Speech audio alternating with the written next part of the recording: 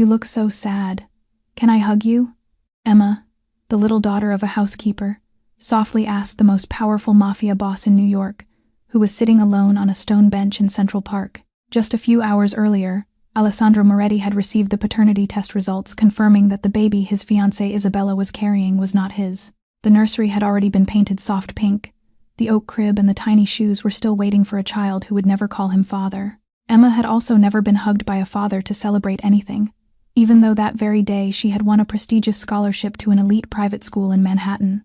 After a moment of hesitation, the man who had once ordered executions without his hand ever trembling slowly opened his arms. When Emma ran forward and hugged him tightly, the mafia boss who believed his heart had turned to stone after years buried in the underworld suddenly wept, not knowing that this innocent hug was about to change both of their lives forever, and would pull an entire mafia empire into a life-or-death war to protect the one thing left worth protecting. Emma stepped back from the hug and smiled up at him, her small hands still resting lightly on his coat.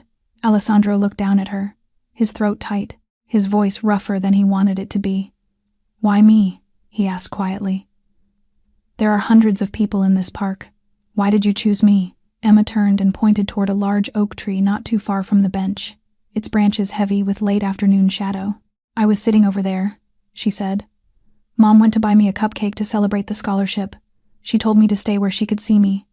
I had my book, but then I saw you." Alessandro followed her small finger with his eyes. "The tree. The same tree where he had stood only a few hours earlier. You were standing under it," Emma continued carefully. "By yourself. You were holding some pictures and a piece of paper. You weren't talking to anyone." He felt something cold move down his spine. "You looked at the paper for a long time," she said. "Then you squeezed it in your hand like this." She made a small fist. "Your eyes got red. I didn't want to look, but you were close." Alessandro's breath caught in his chest. He remembered the paper, the stamped red letters, 0%. "Then you said some things," Emma said gently, "just to yourself, but I heard them because the wind was quiet." "What did I say?" he asked, though part of him already knew. Emma hesitated. Her voice dropped almost to a whisper. "You said, 'Not my child.' You said, 'She lied to me.' You said, 'That pink room,' and 'those shoes.'" Alessandro felt the world tilt. He did not remember speaking. He remembered the tightness in his throat, the roar in his ears, the cold burn of the paper against his palm, but not the words. The words had come out of him without his knowing. "I'm sorry," Emma said quickly. "I didn't mean to listen. Mom says listening to grown-up things is rude, but you were very close, and you sounded very sad." He shook his head slowly. He was not angry. He could not be angry at her. "Then you threw the pictures down," she said. "And you walked over here, and you sat down, and you didn't move for a long time." Alessandro looked at her, really looked. 6.5 years old. A navy uniform slightly too big, a scholarship envelope in one hand, brown eyes with no calculation in them, only the clear, steady gaze of a child who had thought carefully about something and decided it was true. He had ordered men killed with less consideration than she had put into approaching this bench. Emma stepped a little closer. "You don't get to be a dad right now," she said. "And I don't have a dad at all. So I thought maybe we could help each other, just for a little moment." He could not find a single word.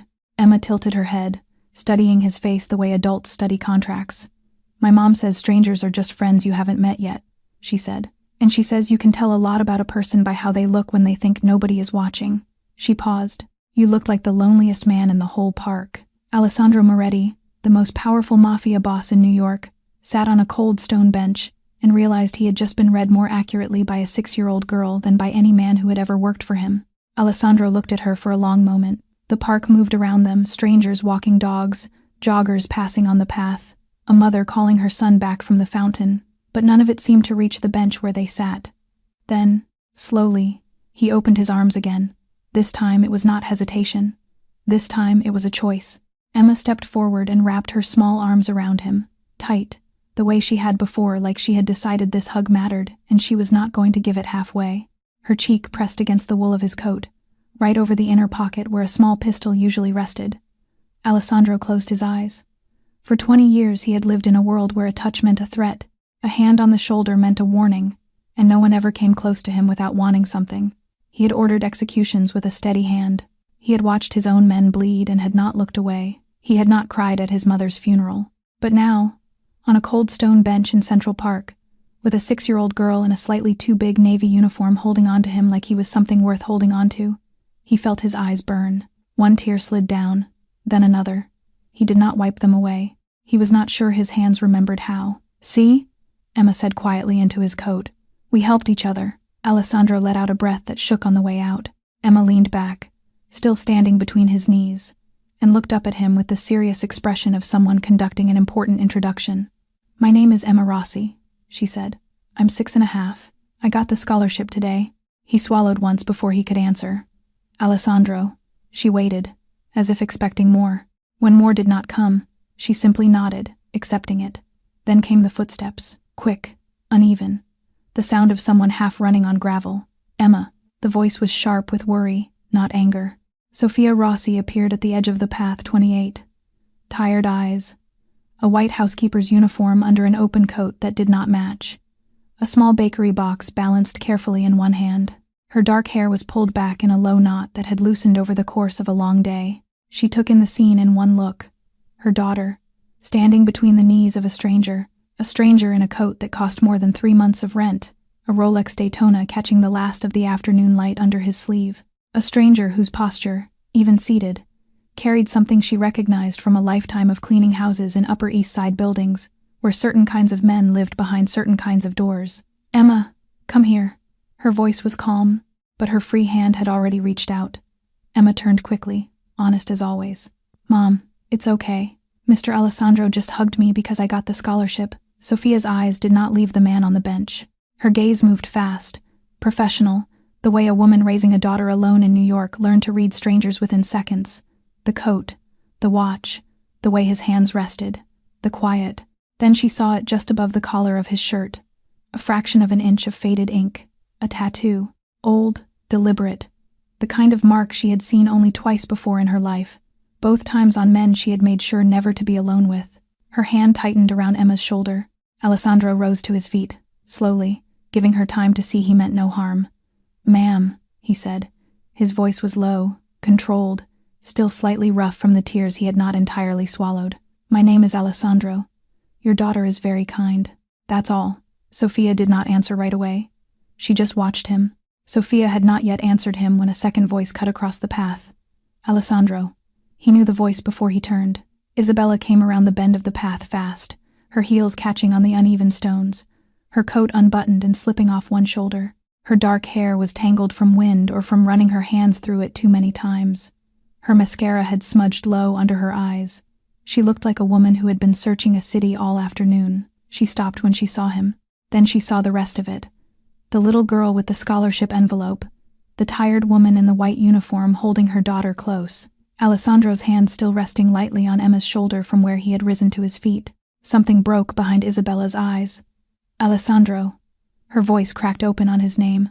"I've been looking for you since this morning. Everywhere. Why aren't you answering your phone?" He said nothing. She took 2 more steps forward, close enough now that Sophia instinctively drew Emma back a pace. "Why did you look at me like that this morning?" Isabella asked. Her voice was climbing, thin, unraveling. "You didn't say a word. You just stared at me like you didn't know who I was, and then you walked out." Tears began to fall. She did not seem to notice them. "Our wedding is tomorrow, Alessandro. Tomorrow. What happened? What did I do?" Alessandro's face did not move. He had prepared himself, on the drive from Brooklyn, for many possible versions of this moment. He had prepared for lies, for excuses, for a woman clever enough to keep her composure. He had not prepared for this, for how uncomprehending she looked, how genuinely lost. He crushed the thought before it could take root. "You don't need to keep pretending, Isabella." His voice was quiet, clean, like a blade sliding out of its sheath. "I know everything. The baby, the man in Brooklyn. All of it." She stopped breathing. He saw it happen. "The baby?" she whispered. "What man?" She shook her head, small, quick movements, as though trying to clear water from her ears. "Alessandro, I don't understand what you're saying. Please, let me explain." Whatever this is, Emma had gone completely still against her mother. Sophia's arm was locked around her. "There is no us anymore," Alessandro said. "Don't look for me. Don't call. The wedding tomorrow is off." Isabella reached for his hand. She caught the edge of his sleeve. He pulled his arm free. Not roughly, just decisively. The way a man closes a door he has already decided will never open again. He walked past her. He did not look back. Isabella stood on the path with her hand still half raised, as though her body had not yet accepted what her mind had just heard. Her lips parted around a word she could not find. Then she saw Emma. The little girl was staring at her, not with judgment, not with curiosity, but with the wide, frightened eyes of a child who had just watched two adults break something in front of her. Isabella pressed her lips together. She drew in a long, shaking breath. She straightened her shoulders 1 degree at a time, the way she had once been taught to do in a small kitchen in Queens, by a woman she had believed to be her only living parent. Then she turned and walked away in the opposite direction from Alessandro. Her legs did not quite hold her steady. Her hand slid into the pocket of her open coat, closing around a phone that was still warm from the call she had ended only minutes earlier. A call to a man the world believed had died 10 years ago. A man named Daniel Hayes. The Moretti mansion on Fifth Avenue rose 3 stories of gray granite behind a wrought iron gate that had been forged by hand 100 years ago. That night, only one window on the 2nd floor stayed lit. Alessandro sat in the study alone. A crystal glass of Yamazaki whiskey sat in front of him, half full. He had not touched it in an hour. He was looking at the 2 things on the desk instead. The first was a folder of surveillance photographs. Isabella, in a booth at the back of a quiet cafe in Brooklyn, sitting across from a gray-haired man in his 60s. Isabella, laughing at something he had said. Isabella, reaching across the table to touch the man's hand. 3 months of dates on the corners of the prints. Marco had told him the man's name was unknown. Just a man. Just meetings she had never mentioned. The second was a single sheet of paper on the letterhead of Manhattan Genetics. A red stamp near the bottom. Probability of paternity, 0%. Marco Bellini had brought both to him that morning, before the wedding rehearsal, before Isabella had woken. A soft knock at the study door. Come. Marco stepped inside. 40 years old, tall, neatly trimmed beard. The same dark suit he had worn to the office earlier that day.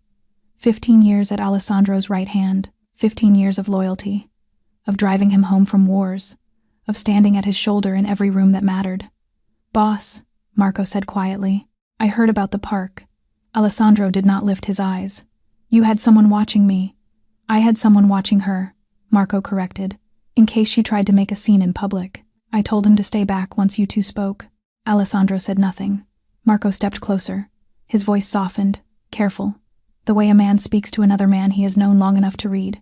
Boss, listen, I've been thinking about this all day. She'll try again. She'll come here. She'll cry. She'll say the child is yours after all. She might even bring papers. He paused. She could use that baby against you for years. Support, custody, blackmail. He let the word sit in the air. Let me handle it.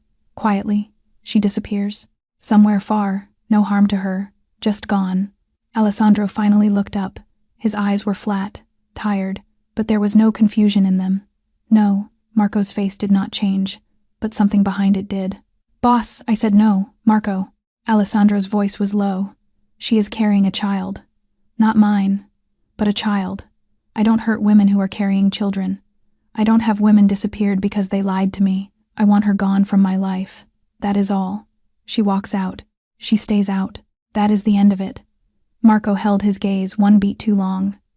Then he nodded, slow, respectful. As you wish, boss. He left the room. At the door, he paused, just for a fraction of a second. If Alessandro had looked up in that moment, he might have seen the small, satisfied curve at the corner of Marco's mouth. But Alessandro was looking at the window. Outside, Manhattan burned with a million lights. He should have been picturing Isabella's face from earlier that evening, her wedding, her lies, her hand reaching for his sleeve, but he wasn't. He was seeing something else, the way her eyes had opened when he said, I know everything, not the flare of guilt, not the flicker of a woman calculating what to admit. Something else, something that looked, if he was honest, like a person hearing a language they did not speak. He pushed the thought away. And then, quieter than that thought, another voice arrived. You're not alone anymore. He closed his eyes. Alessandro Moretti did not sleep that night. He watched the sky over the park go from black to blue to the pale, washed-out gray of a New York morning. At 7 o'clock he stood up, straightened his cuffs, and walked out of the study. His assistant answered on the second ring. Cancel the 10 o'clock. Cancel the noon. A pause. Sir, the 10 o'clock is with cancel it. He hung up before the sentence finished. Lorenzo, the driver, was waiting by the Bentley in the courtyard. "Where to, boss?" Alessandro looked past him at the gate. Central Park. They drove in silence. Lorenzo, who had driven Alessandro to funerals and to sit-downs with men who did not survive the meeting, did not ask questions. He parked where he was told and stayed with the car. Alessandro walked to the bench. He sat down. He did not know what he was waiting for. He told himself he did not know. But when he had left the house that morning, he had not put on the shoulder holster. He had left it in the drawer. 3:00 in the afternoon. A small figure appeared at the far end of the path. Pink backpack, 2 braided pigtails, a slightly too big navy uniform.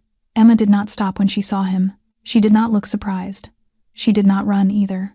She simply walked over, as though the bench were half hers, climbed up, sat down beside him with her legs dangling, and opened her book. For a long moment, neither of them spoke. Then, without looking up from the page, Emma said, "You came back." Alessandro looked at her small hands turning the paper. "Yes," he said quietly. "I came back." Sophia arrived nearly an hour later than the day before. She rounded the bend of the path with the slow, measured pace of a woman whose feet hurt but who could not yet allow herself to notice. 3 houses, 2 subway transfers, a shift at the Nguyen's that had run over because Mrs. Nguyen wanted the silver polished before her mother-in-law came for dinner. Sophia's white uniform showed a faint gray line at the hem where it had brushed a wet floor. She stopped when she saw the bench. Alessandro was still there. He had taken off his coat and folded it neatly beside him. His sleeves were rolled up once at the wrists. Emma had a math worksheet spread open across her lap, and she was frowning at it with the kind of concentrated outrage usually reserved for grave personal injuries. "Fractions are rude," Emma announced. "Fractions are rude," Alessandro agreed gravely. "They pretend to be numbers, but they're really 2 numbers stuck together with a line. That is a serious accusation. Mrs. Thompson says I have to add 3/4 and 1/4, and I don't know why quarters are involved. Quarters are for parking." Alessandro's mouth moved, just slightly, at one corner. It was the closest thing to a smile that had lived on his face in months. "Imagine a pizza," he said, "cut into 4 equal slices." Emma's head snapped up. "Now you're talking. You eat 3 of them. Okay. How many are left?" "1. That's 1/4. Now you eat that one too. Now I'm full. Now the pizza is gone. 4 out of 4 slices. That's 1 whole pizza." She stared at the paper, then at him, then at the paper again. "Math is nicer when it's about pizza. Math is always about pizza. Teachers just don't tell you." Emma laughed, a real one, from the belly, and Sophia felt something quiet and complicated shift in her chest. She walked over and sat down on the bench across from theirs. She set the small bakery box beside her. For a while, she simply watched the man in the expensive shirt patiently explain quarters to her daughter with a scrap of paper and the point of a borrowed pencil. When Emma bent low over the worksheet again, Sophia spoke. "What do you do for a living?" Alessandro did not turn his head immediately. He finished writing the equation before he answered. "Real estate, restaurants, some investments." It was not entirely untrue. Sophia let the silence sit. "Why did you come back?" she asked. He looked at her then.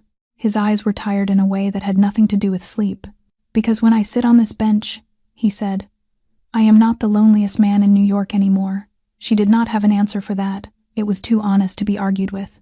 After a moment, she said, quietly, "Her father left when I told him I was pregnant. She was not born yet. He didn't wait to see her face." Alessandro nodded once, slow. He did not offer condolences. He knew better. "I clean 3 houses on the Upper East Side," she went on. "It's steady. It pays the rent. Most of the time. She's a remarkable child. I know." Emma was no longer working on math. She had turned the worksheet over to the blank side and was drawing with the colored pencils she carried in a small tin. She worked with her tongue caught between her teeth. Sophia and Alessandro let her work. After some time, Emma held the paper up. 3 figures stood beneath a large oak tree. A tall man in a long coat, a woman in white. A small girl in the middle, one hand holding each of theirs. Above them, in careful, uneven letters, "My team." She held it out to Alessandro. He took the paper with both hands. For a moment he looked at it without speaking. Then he folded it once, precisely along the crease, and slid it into the inner pocket of his coat, the pocket over his ribs, the one that had held a Beretta every day of his adult life. Sophia saw the gesture. She did not know what pocket that was. The park had begun to empty. The light had gone from gold to a softer gray blue. Somewhere a bell rang for closing. Sophia stood. Emma slid off the bench, gathered her worksheet, and turned back before taking her mother's hand. "You'll come back tomorrow?" Alessandro looked at the small girl who had, in 2 days, given him something to carry. "Yes," he said. It was a small promise. He had made many larger ones in his life, and broken more than a few.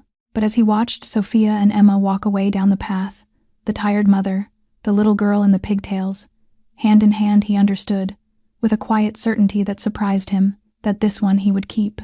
2 weeks passed. Alessandro came to the bench every afternoon. Some days Sophia was there. Some days it was only Emma with her homework and her book and her ongoing complaints about the private school she was about to start. He learned the names of her teachers before she had met them. He learned that she preferred cinnamon apples to plain ones, that she thought dogs were smarter than most people, and that she was afraid of 2 things in life: the sound the subway made under a grate at night, and being late. One evening he brought it up carefully. "The new school is far from your apartment." Sophia's jaw tightened before he had finished the sentence. "We're managing 2 buses, if I read the map right, then a train, then a walk. We're managing.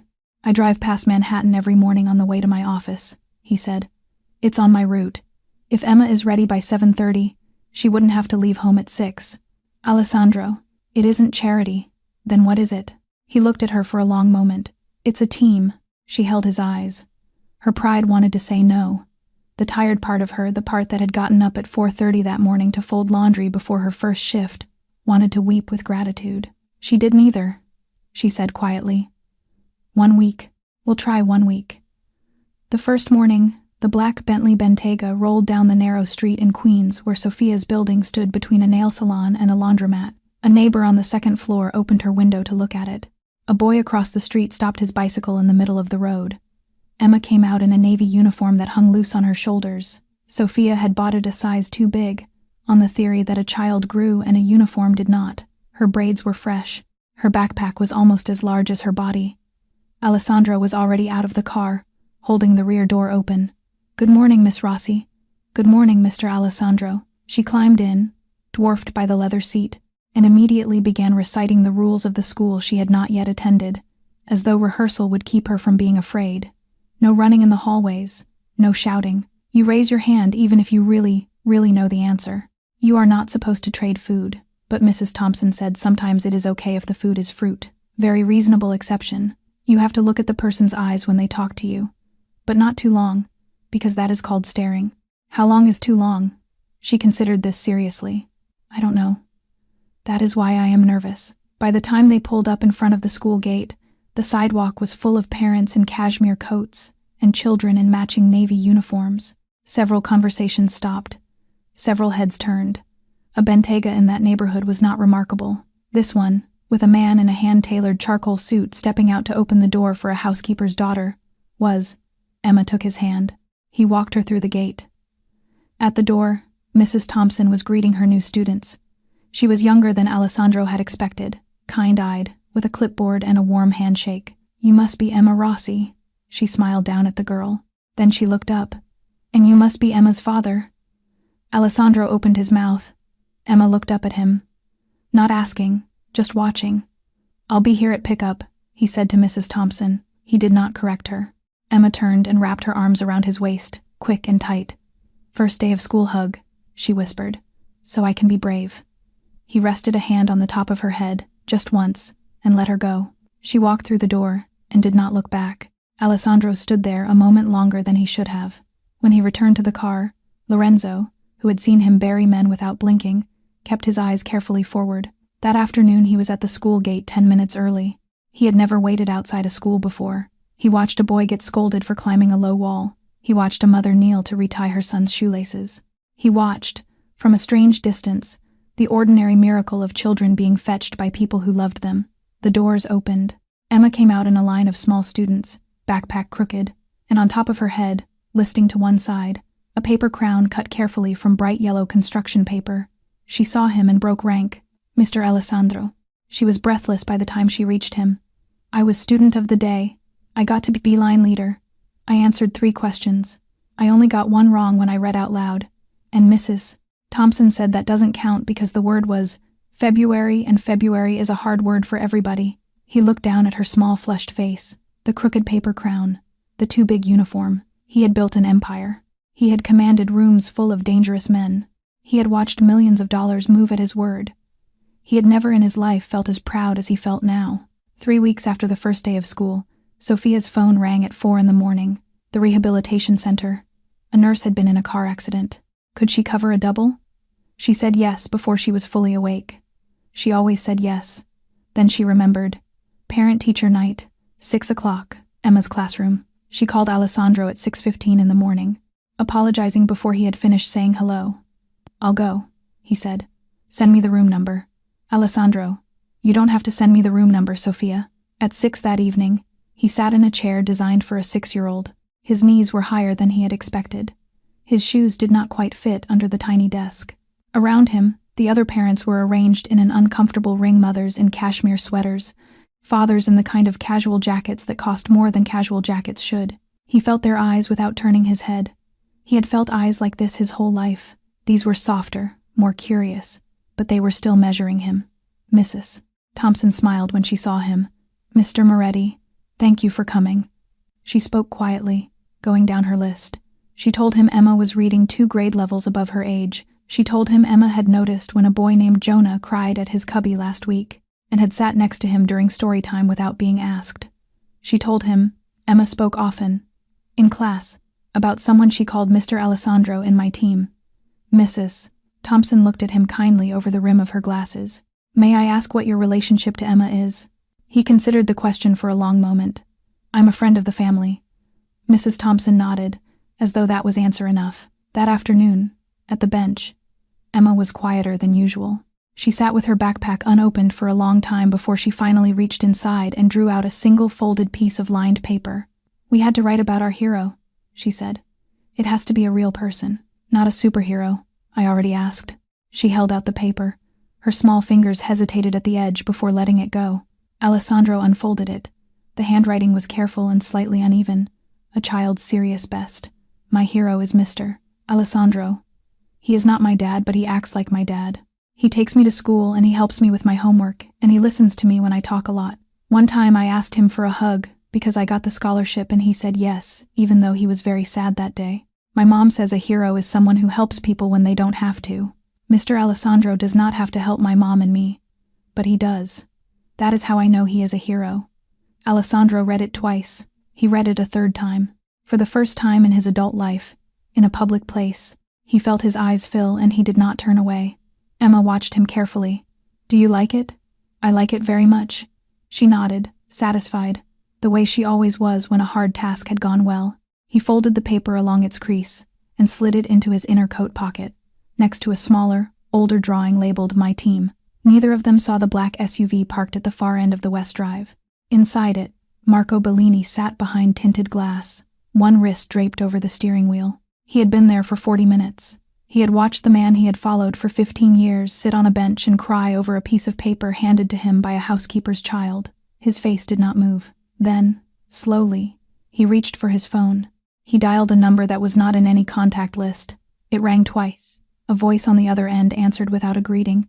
"It's worse than I thought," Marco said quietly. "He's not coming back from this one on his own." He listened for a long moment. "No," he said. "The girl. Start with the girl." He ended the call, set the phone face down on the passenger seat, and watched Emma laugh at something Alessandro had said, her small hand resting on the sleeve of the man who had once, without hesitation, ordered Marco Bellini to kill for him. Friday, 4 o'clock in the afternoon. The council room of the Moretti mansion smelled of cigars and old wood. 6 men sat around the long walnut table. Alessandro sat at the head, listening without speaking. On the wall behind him, a screen showed a map of the boroughs. Red pins marked the docks at Red Hook, a warehouse in the Bronx, a stretch of Brooklyn waterfront. "Torino's people have been moving through our routes for months," Salvatore was saying. He was the oldest man at the table, 68, still sharp. Not narcotics, not weapons, something quieter. "My cousin in the port union heard them talking about cargo they wouldn't name." "Children," Enzo said flatly. He was younger, blunt. "It's children. Everybody knows it. Nobody wants to say the word." The room went still. Alessandro looked down at the map.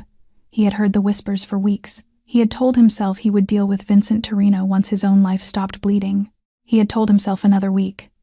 Another week. His phone vibrated against the table. "Sophia, He raised one finger without looking up. The room fell silent. He answered, "Alessandro." Her voice was already wrong. High, thin. "Emma didn't come to Mrs. Chen's. School ended over an hour ago. She's not there. She's not answering the little phone. I don't know where she is." He was on his feet before she finished the sentence. "Stay in the apartment. Stay by the phone. I'm sending Lorenzo for you. Alessandro, Sophia, stay by the phone." He hung up and looked at the men around the table. The meeting's over. He was already moving. In the car, Lorenzo drove and Alessandro worked the phone. He called the men who watched the corners for him. He called the 2 police captains on his monthly envelope. He called a technician in Queens who could pull traffic camera footage in minutes if he was paid to. He gave them one name. He gave them a school address. He gave them a face. 30 minutes. The first call came back before they crossed the Queensboro Bridge. 3rd Avenue camera, 3:47 in the afternoon.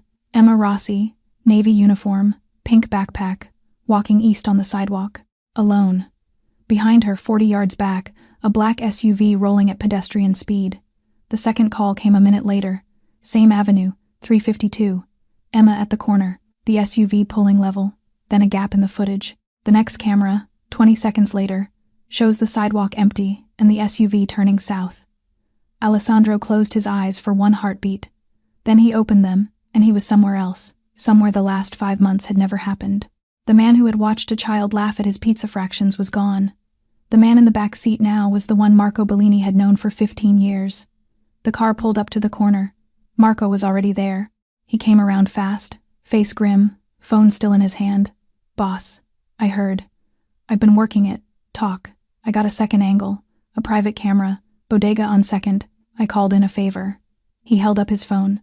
On the screen, a grainy black and white feed. A white Mercedes coupe idling at the curb, 20 yards behind the black SUV. 351, 352. The white car pulling away right after the SUV. Alessandro stared. He knew the plates. He had chosen the plates. "Isabella's car," Marco said quietly. "I'm sorry, boss." Alessandro did not answer. Marco stepped closer, lowering his voice. "You cut her off. You canceled the wedding. She knows the girl matters to you. She's been watching, boss. I told you she would come at you. This is how." Alessandro's fist closed slowly on his knee. When he opened it, there was blood in the crease of his palm where his nails had cut through the skin. He said nothing all the way back to the mansion. Sophia was waiting in the front hall by the time they arrived. She had run half a block from the car. Her white uniform was streaked with something she had spilled on the drive. Her eyes were already ruined. "Did you find her? Did you?" He caught her elbows as her knees gave out. He held her upright. "Alessandro, please, please tell me." He looked down at the woman whose daughter had walked up to him, on the worst afternoon of his life, and asked him for a hug. "I will find her," he said. He was not making a promise to Sophia. He was giving an order to himself. Alessandro was still holding Sophia upright in the front hall when the intercom buzzed. The guard's voice came through, tight and uncertain. "Boss, she's at the gate." Alessandro's head lifted slowly. "Who?" "Miss Isabella, and a man with her, older. She's asking to come in. She says," the guard hesitated. "She says she knows where the girl is." For a long moment Alessandro said nothing. He was already reaching for the second phone in his pocket to order her held. He would question her himself. He would find Emma before nightfall. Then he heard Isabella's voice come through the intercom. She had leaned in close to the speaker at the gate. "Alessandro, let me in. I know where Emma is, and I know why you left me 2 months ago." He went very still. He turned to Enzo, who had come in behind him. "Bring her through. Search the man. Search her. Bring them straight to the study." He handed Sophia over to Marco's aunt, the old housekeeper who had known him since he was 6 years old. "Take her upstairs. Give her tea. Do not leave her alone." Then he walked to the study, and as he walked, his right hand slid under his coat and rested on the grip of the Beretta at his ribs. Isabella entered first. She did not look like the woman who had cried on the path in Central Park. Her hair was pulled back. Her eyes were red but steady. She wore a plain dark coat over a plain dark dress, and flat shoes, clothes chosen for movement, not for a meeting with the man she had once been going to marry. The man behind her was in his 60s. Tall, lean, silver hair cropped close. He walked like someone who had spent decades measuring the distance to every exit in every room he entered. Alessandro closed the door behind them. His hand did not leave his coat.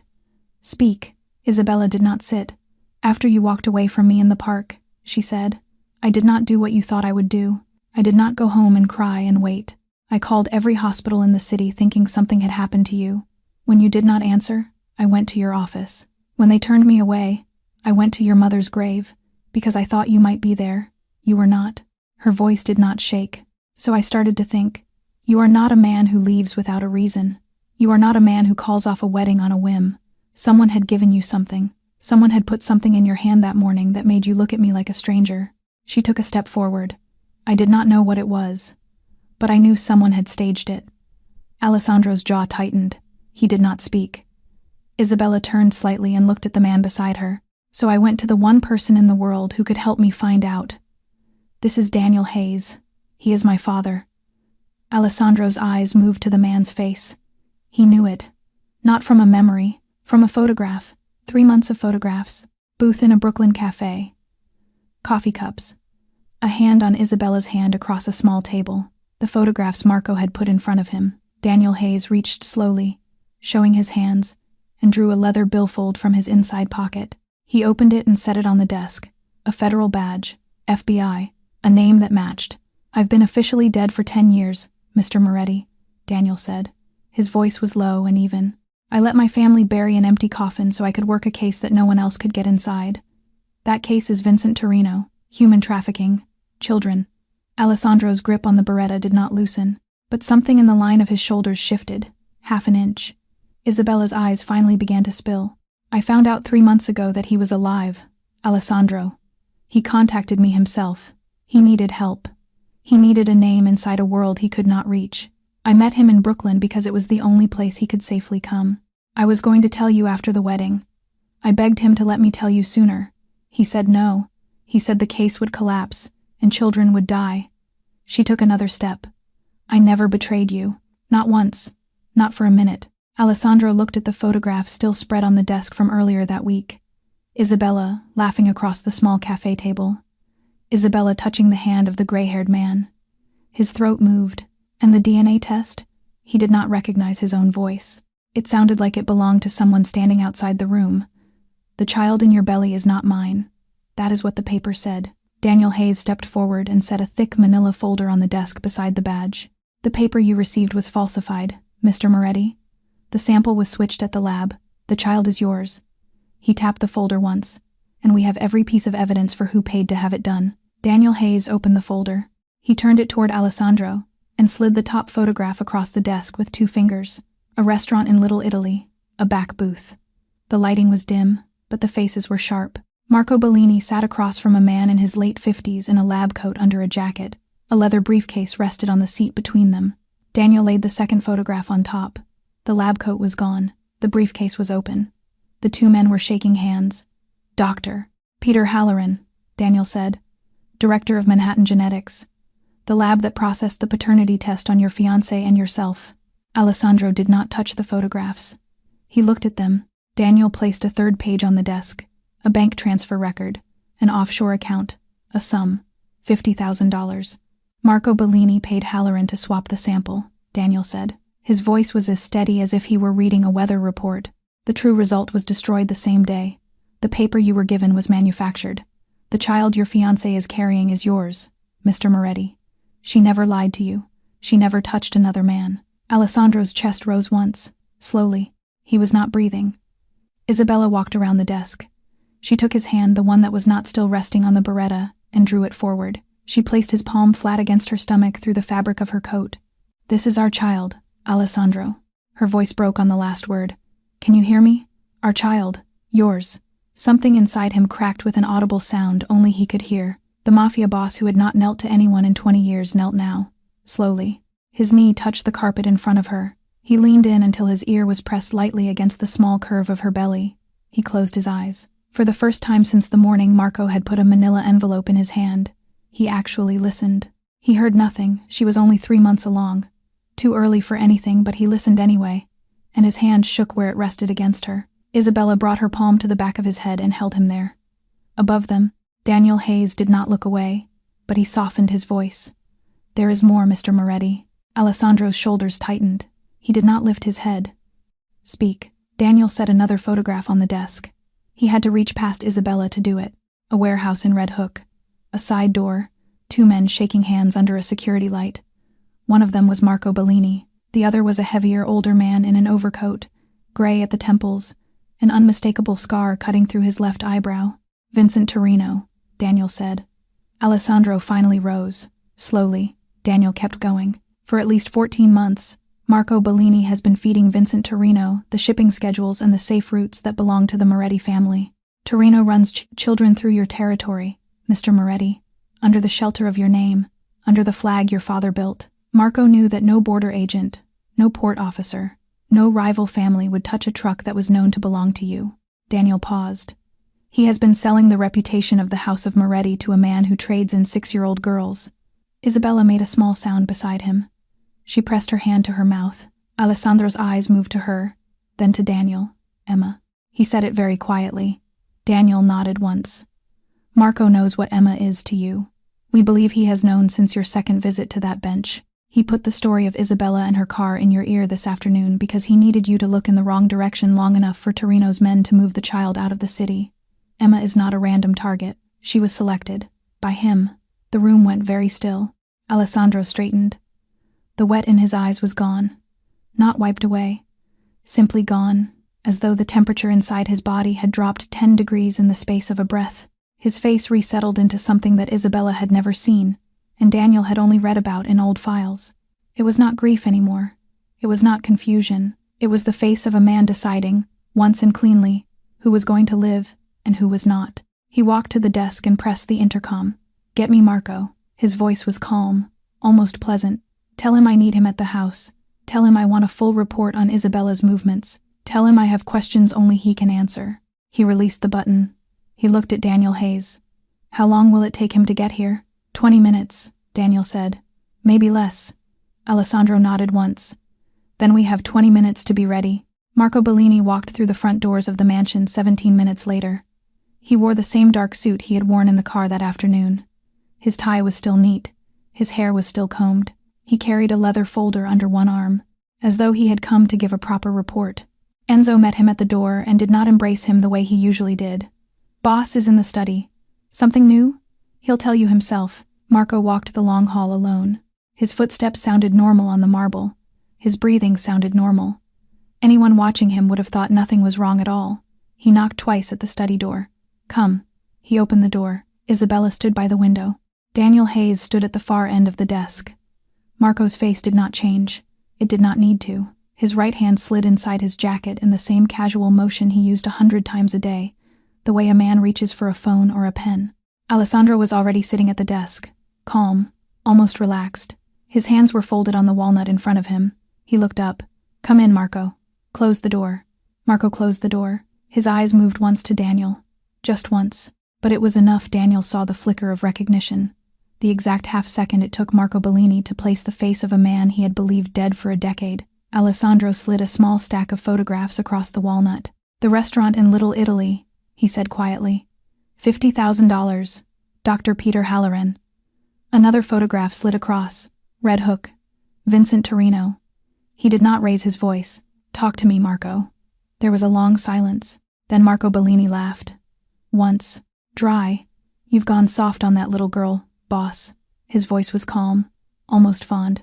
"You're not the man anymore. You're not the man who took this house. This empire needs somebody who can still make the hard call. You look at me like I broke something. I kept something running while you were sitting on a park bench crying over crayon drawings." Alessandro said nothing. Marco drew the gun. He was faster than Alessandro had allowed for. He had come ready. The first shot went wide of Daniel by design into the tall French window behind the desk. Glass exploded outward. Marco was already moving. He grabbed the heavy leather armchair beside the door and drove it forward. Hard, catching Daniel across the hip and throwing him sideways to the floor. Isabella cried out. Marco went through the shattered window in 2 long strides and over the low railing of the second-floor balcony. Alessandro was on his feet with the Beretta already in his hand. He did not fire. The angle was wrong. Isabella was in the line, and beyond her, the courtyard where his own people ran. He heard the shouts below. He heard boots on gravel. He heard the sharp crack of at least 2 shots fired by his men. He heard the engine of a Cadillac Escalade start. He heard tires. He heard a gate that should have been locked. Then he heard silence. He crossed the room fast and yanked the study door open. Enzo was already there, breathing hard. He took Rocco's car. Half the courtyard didn't move, boss. Half of them just stood there. Alessandro understood without needing it explained. Half of his own guards had been Marco's men all along. He walked back into the study slowly. Daniel was on his knees, pushing himself upright with one hand, his other pressed to his hip. Isabella had crossed to him. Alessandro looked at the wall. The tall, gilded mirror over the fireplace. 120 years old. His grandfather's mirror. He turned and drove his fist through it. Glass rained down. Blood opened along his knuckles in 3 long lines. He stood there with his shoulders heaving, one bloody hand still against the wall, the other still holding the beretta. He has her, Alessandro said. His voice was almost quiet. He is on his way to her right now, and he is going to move her before I get there. Daniel Hayes rose to his full height, one hand still pressed to his hip. I know exactly where he is going, Mr. Moretti. Alessandro turned. Daniel's eyes were steady. A warehouse in Red Hook, 2 blocks from the container terminal. I have surveilled it for 3 months. I have blueprints. I have shift changes. I have the number of men inside on any given night. He paused. But we have less than 6 hours. Once the tide changes at the port, they will move the children onto a container ship bound for Rotterdam. If Emma is on that ship, no one on this side of the ocean will ever see her again. Alessandro looked down at the blood running from his hand. He looked up. Then we don't have 6 hours, he said. We have 4. By 4 o'clock in the morning, the Moretti mansion was no longer a home. The formal dining room had been cleared of chairs. The long walnut table was pushed against one wall. In its place, a low table covered in maps, and behind it, a white board wheeled in from the office wing.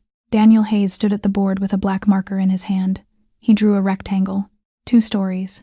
He drew a smaller rectangle beside it, the loading dock on the water side. He marked the doors. He marked the windows. He marked the 2 stairwells and the single exterior fire escape at the back. 5 holding rooms on the 2nd floor, he said. Here, here, here, here, and here.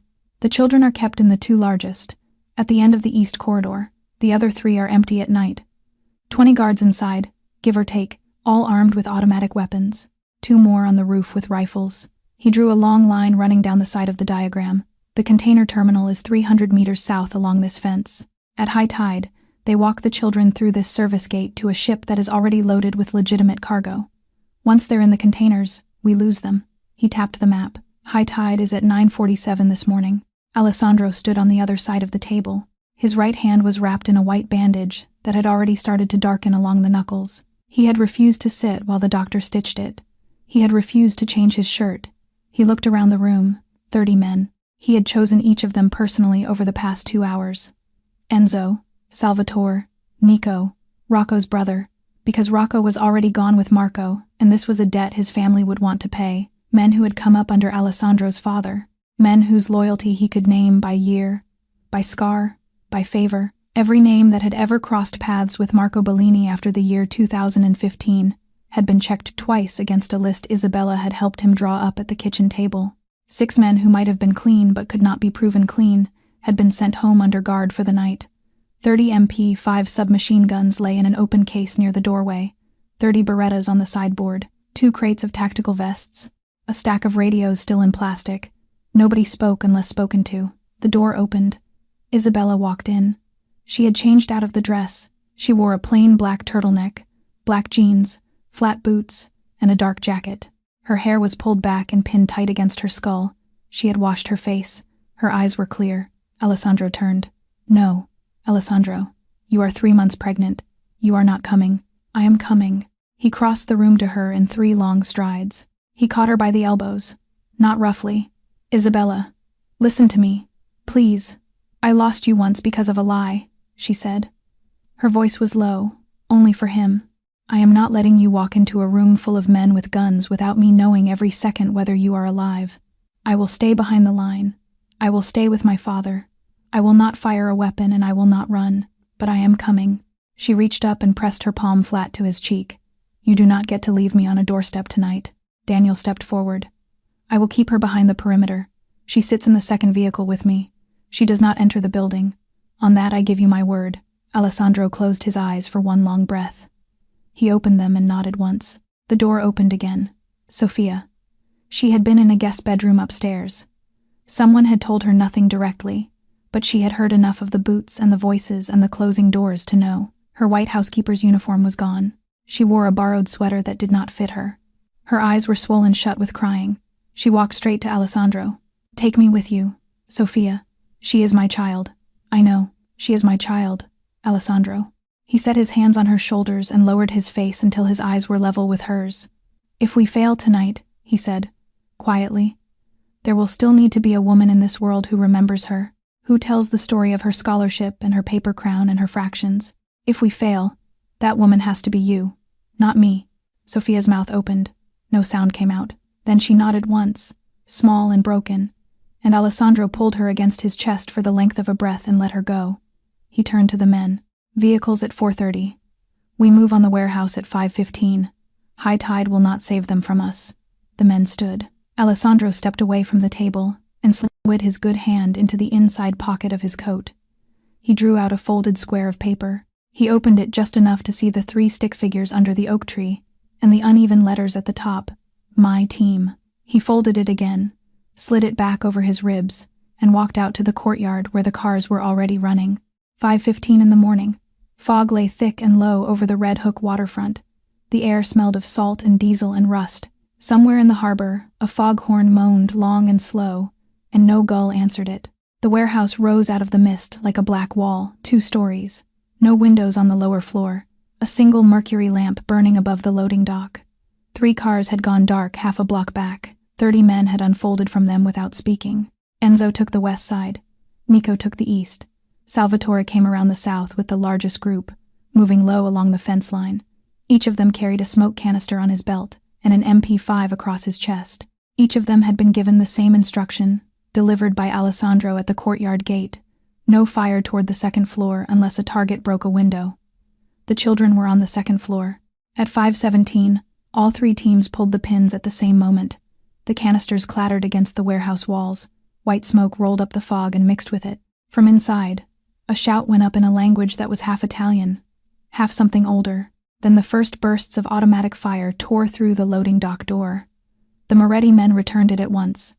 The night broke open with sound. 2 blocks south, in a narrow alley behind a chain-link fence, 3 figures moved in the opposite direction. Daniel Hayes crouched at a rusted iron plate set into the ground. He lifted it with a short pry bar. A shaft dropped down into darkness. He gestured once. Isabella went first, gripping the rungs of the ladder with both hands. Her breathing was even. Alessandro followed. Daniel came down last and pulled the plate back over their heads. The tunnel was low and old, brick arches, a stream of gray water running to knee-height along a channel in the middle of the floor.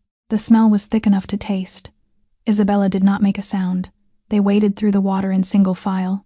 Alessandro walked in front now, beretta drawn but held down at his thigh, moving with the quiet, economical steps of a man who had learned young how to disappear inside a building. Daniel had marked the correct manhole 3 months ago.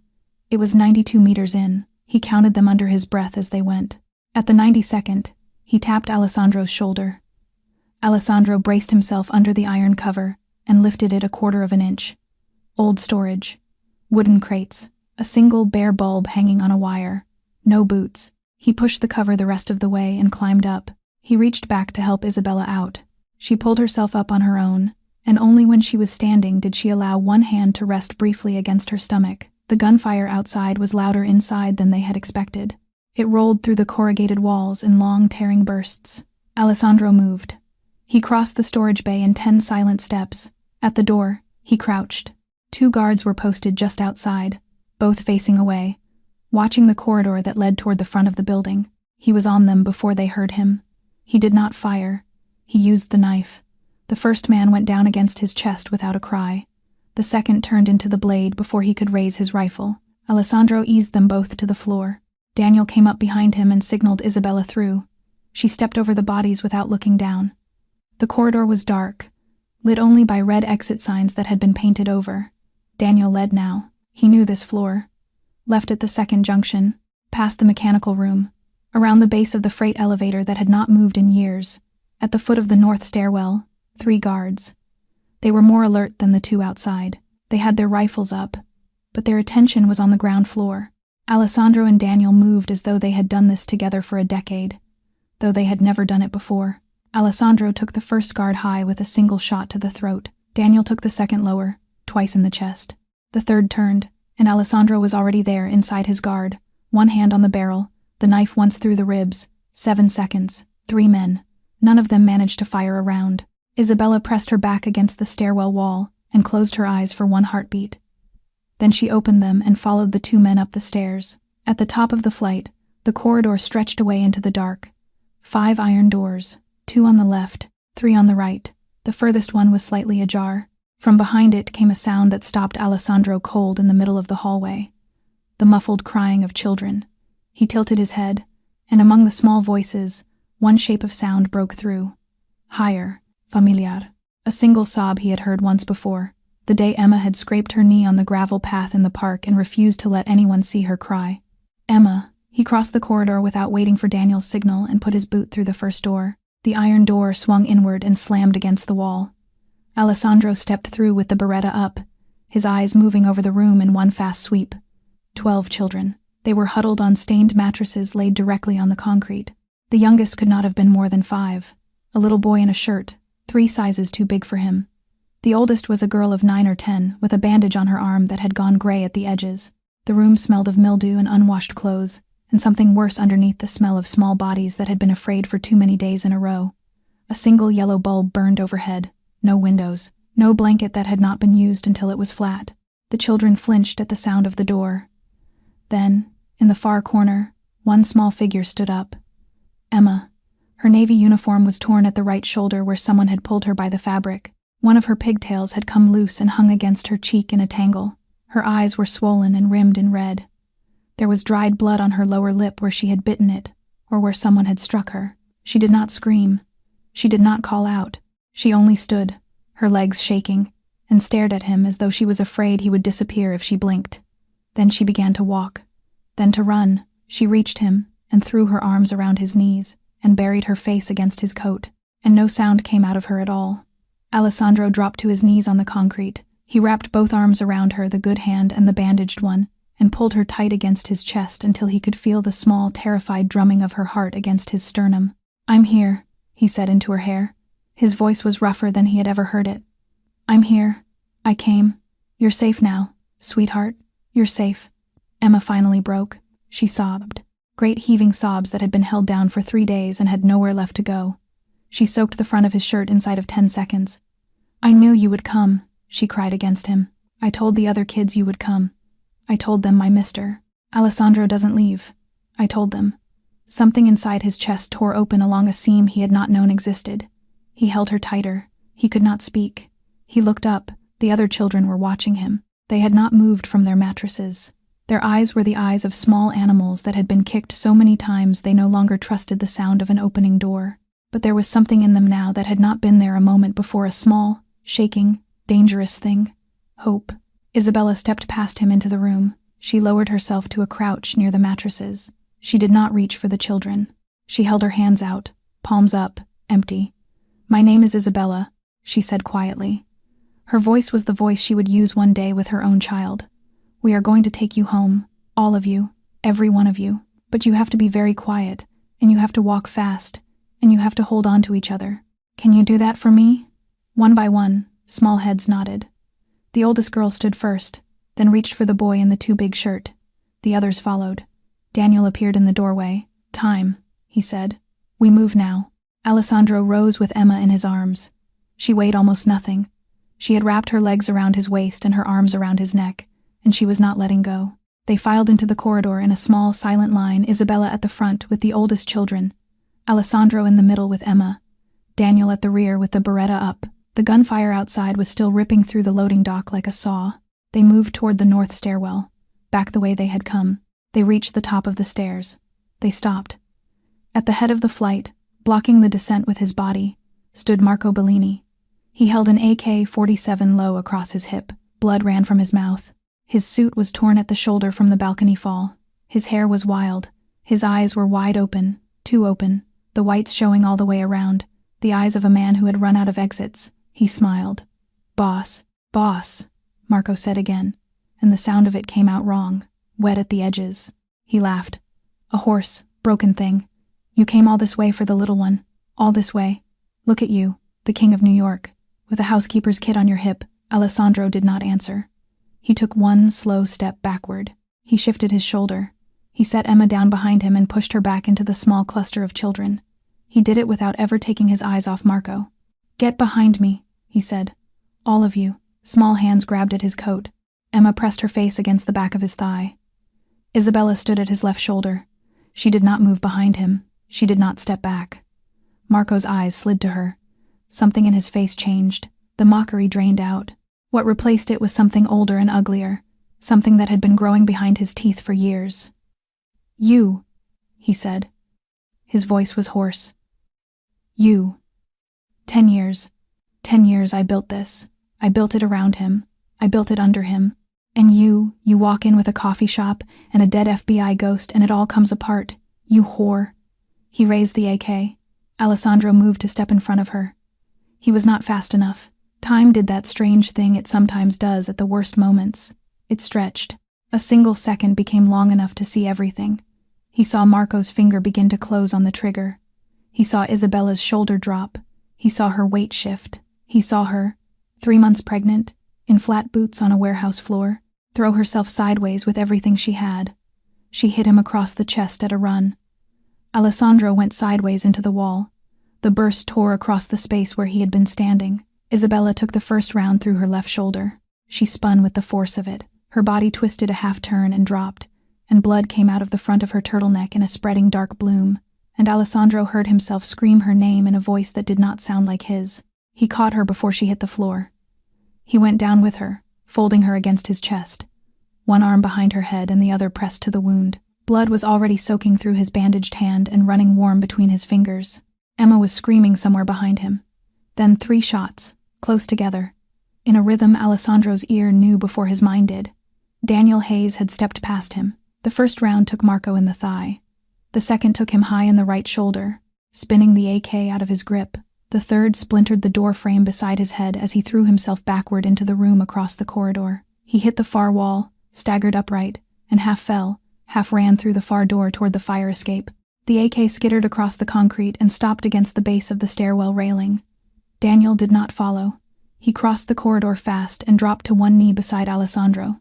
"Let me see." He pulled the collar of the turtleneck aside with the tip of his little finger. Isabella was still conscious. Her face was gray, her lips were bloodless, but her eyes were open, and they were on Alessandro's face, and the corner of her mouth moved. "I'm okay," she whispered. "Shh, I'm okay. The baby is okay." I felt her move. "Isabella, Alessandro." Her fingers found the lapel of his coat and closed weakly on the fabric. "Go." He looked down at her. He looked at her, the woman he had cast out of his life on the word of a folder of photographs and a stamped piece of paper. The woman who had spent 2 months trying to find out what had broken him. The woman who had just, without a heartbeat of hesitation, put her own body and the body of their unborn child between him and an AK-47. Every doubt he had ever carried about her fell out of him at once. He would remember, later, that this was the moment he truly understood what love was. Not the wedding, not the ring, not the pink nursery. This. A woman with a bullet in her shoulder telling him to go. 2 of Enzo's men came up the stairs behind them at a run, weapons up, boots on iron. Reinforcements. Daniel slid one arm under Isabella's knees, and one behind her back, and lifted her carefully. She made a small sound and clenched her teeth against it. "I've got her," he said. "I've got the children. Go." Alessandro looked past him. Emma was standing very still in the middle of the corridor. Her cheeks were wet. Her small fists were pressed against her mouth, but she was watching him. He crossed to her and knelt. "Go with Uncle Daniel. Stay next to Isabella. Don't let go of her hand." Emma nodded once. He kissed the top of her head. Then he stood, picked up the AK-47 by the strap, and walked toward the fire escape door. He stopped at the fire escape door. He turned back. Daniel was already moving down the corridor with Isabella in his arms. Alessandro crossed to them in 3 long steps, bent, and pressed his lips to her forehead. Her skin was cold. He did not let himself feel it. "I'll come back," he said against her hair.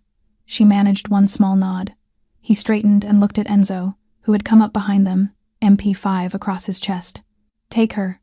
The children, all of them. Get them out through the tunnel. Emma stays with you." Enzo nodded once.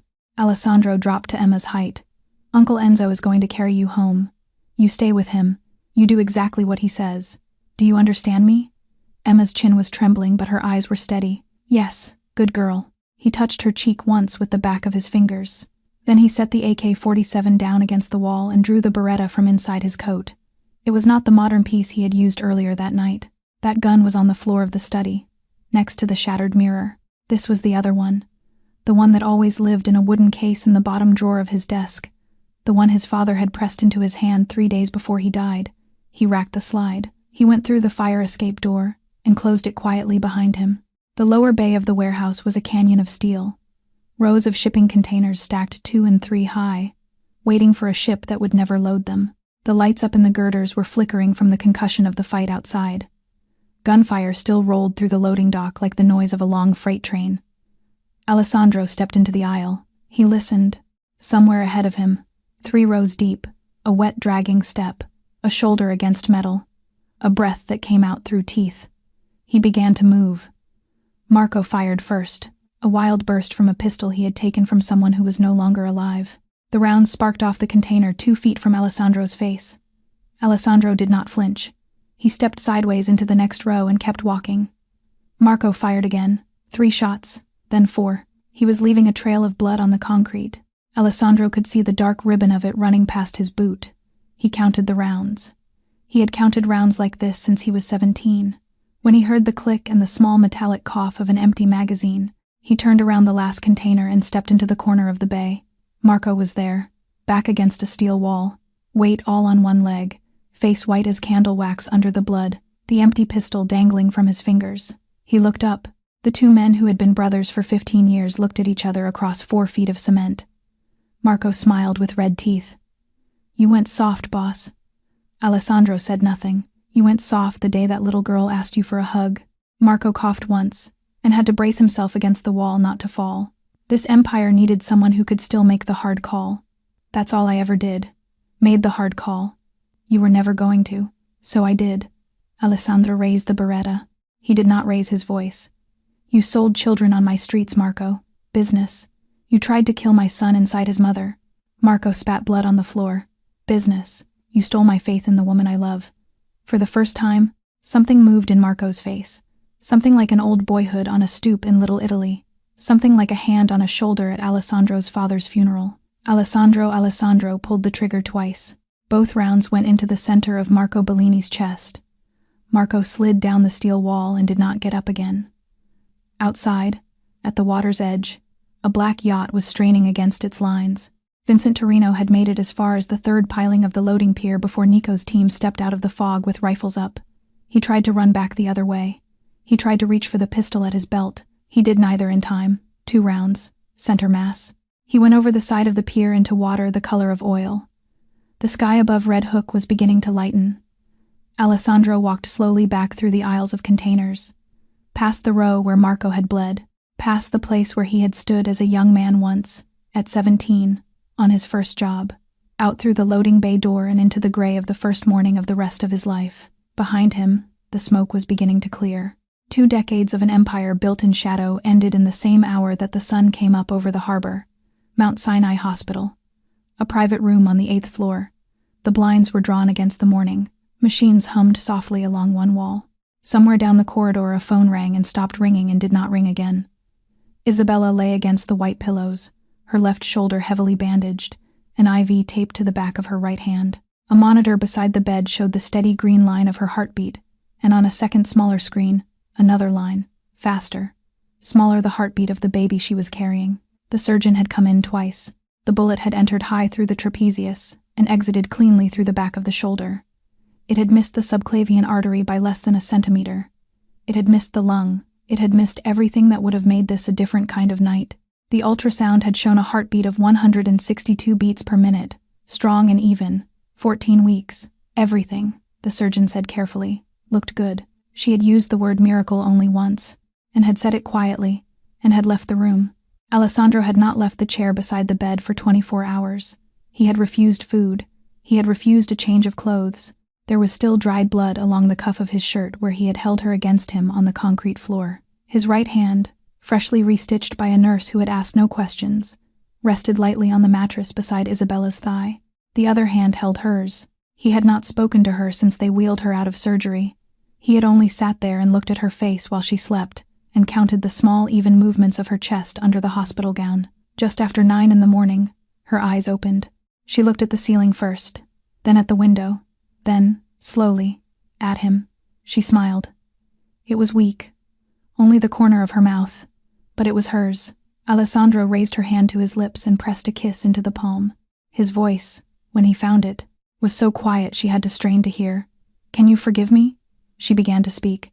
He shook his head, gently. "Please, let me." I believed a folder of photographs and a piece of paper over the woman I was going to marry the next morning. I did not give you one chance to speak. I walked away from you in a park in front of strangers. I have been in love with you for 4 years and I did not give you an hour. Isabella's eyes filled slowly. She lifted her free hand. She was still weak. It took her a moment. She laid her palm against his cheek. "I forgave you," she whispered, "the moment I stepped in front of that gun."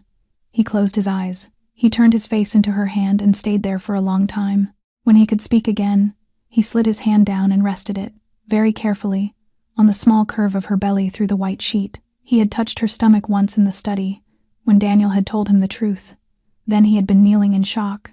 Now he was awake. "Our child." His voice broke over the second word. "I owe you an apology too. I did not believe in you. I let another man tell me you were not mine. I am sorry, my love. I am so sorry. I will be there the day you come.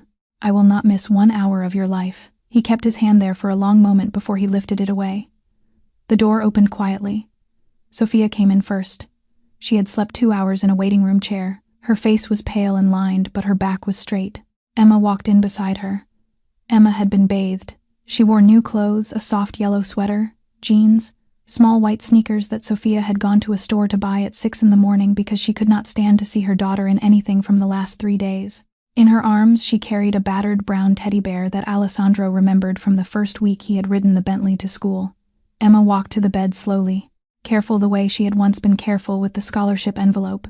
She did not climb onto the mattress. She did not brush against the bandaged shoulder. She only lifted her small hand and, with the utmost concentration, laid it on the round shape under the sheet. "Baby," she said softly. "It's me. It's Emma. I'm your big sister. I'm going to look after you." Isabella's eyes overflowed silently. Alessandro reached out with his good hand and drew Sophia forward until she stood beside him. Her fingers curled around the metal rail of the bed. 4 people in a quiet room on the 8th floor. 2 women. 1 man who had spent his life alone. 1 small child in a yellow sweater with her hand on an unborn baby. Nobody said the word. But in that quiet minute, without ceremony, without paperwork, without a single vow spoken out loud, they became a family. 1 week later, Alessandro called the Moretti Council together for the last time. The long room in the mansion was bright with morning light. 30 men sat around the walnut table. He stood at the head of it in a plain white shirt with the sleeves rolled once. He did not sit down. "Every illegal operation this family runs ends today," he said. "Smuggling, loans, gambling, all of it. The restaurants stay, the hotels stay, the buildings stay. They will be run clean, or they will be sold." A murmur went around the table. Old Salvatore said nothing, but his eyes were wet. "Anyone who wants to leave, leaves without a mark. Anyone who stays, stays inside the law. Anyone who lifts a hand against a woman or a child, on any street, in any city, will answer to me personally." He paused. "This is not a proposal." No one spoke. That afternoon, he signed the founding papers of the Moretti Foundation, a fund for the protection of trafficked and abused children, seeded with $50 million of his own money. Daniel Hayes came on as chief of security. Sophia Rossi came on as family liaison, her first steady salaried job, at 5 times what 3 houses on the Upper East Side had ever paid her. Emma stayed at the private school. Nothing about Emma changed at all. That night, in the dim quiet of their bedroom, Alessandro pressed his forehead to Isabella's. "I want our child to grow up in a world I am not ashamed to name." She kissed him softly. "That is the man I waited my whole life for." 6 months later, in a small stone church on Long Island, they were married. Isabella wore a simple white dress and carried her 7-month belly proudly. Daniel walked his daughter down the aisle for the first time in her life. Emma, 7.5 now, was the flower girl, her braids threaded with baby's breath. Sophia sat in the front row in a blue dress she had bought in her own size. At the small reception under an old olive tree, Alessandro knelt down in front of Emma. He opened a small red box. Inside was a silver medallion engraved with 4 names in a circle: Emma, Isabella, Sophia, Alessandro, around the words "our team." With Sophia's quiet nod beside him, he asked, "Emma, will you let me be your godfather? Officially? For the rest of my life?" Emma wrapped her arms around his neck and whispered into his ear, "I've been waiting for you to ask me since the park bench." 3 months after that, on a bright autumn afternoon, they returned to Central Park. The same path, the same oak, the same stone bench. Alessandro sat down. Isabella settled beside him with their 2-week-old daughter in her arms, Sophia, named for the woman who had trusted them with her first child. Sophia sat on the opposite bench with a book she finally had time to read. Emma, 8 years old, ran up and down the path collecting the reddest leaves of the season. She ran back with the finest one. "For my godfather. This is the best one. I saved it for you." Alessandro took the leaf as though it were made of gold. He slid it into the inner pocket of his coat, next to a folded piece of paper that had gone soft and yellow at the edges. "My team." This story reminds us that family is not written in blood, but in the people who choose to stand between us and the world's worst weapons. That the ones who save an empire are not always warriors, sometimes they are children who ask for a hug. That true strength lies in the courage to put power down for love. If you were Alessandro, would you have the courage to give up everything for a child not born of your blood? Tell us in the comments and let us know where in the world you are watching from. If this story touched your heart, please like the video, subscribe to the channel, and hit the notification bell so we can keep bringing you stories of forgiveness, redemption, and quiet love. Share this with anyone who still needs to believe that some hearts stay. Thank you for walking this journey with Alessandro, Isabella, and Emma.